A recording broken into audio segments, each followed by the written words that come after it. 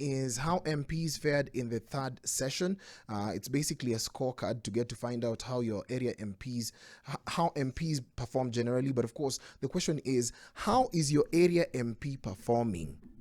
They promised a lot of things during campaign season, and during campaign season they told you a lot of things. They told you tutajenga barabara, tutajenga sijui nini, make sure that we get to have all these bills read and of course passed.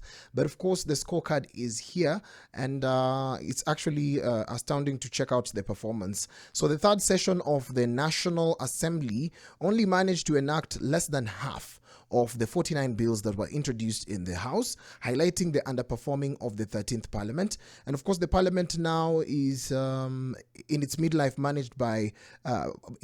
managed to only pass 17 bills of the 34.6% of the total, compared to 26 bills that were passed in a similar session during the 12th Parliament.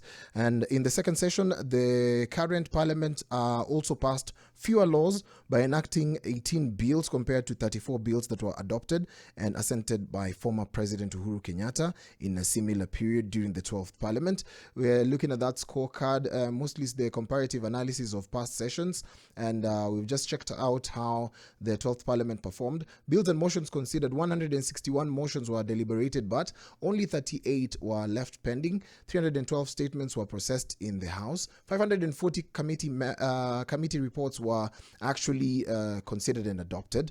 There were challenges, although controversy over the Finance Bill 2024 delayed legislation, so we can actually point a finger towards that direction.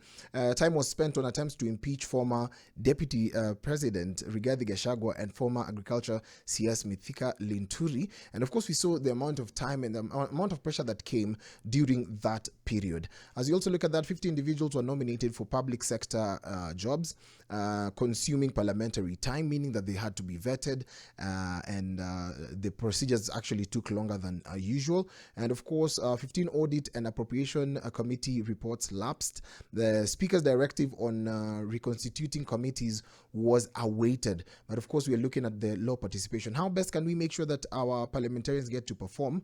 Maybe a recommendation would be to stay informed, regularly reading newspapers, watching television, and of course, listening to news, and also using social media to follow credible information and accurate information to get to also track the performance and the scorecards of the MPs. Also engage with the MPs. Si kwa nini peke yake, kwa salimia peke yake. Ask direct questions either on their feed, that is like on platforms like X, and request one-on-one online meetings for clarifications.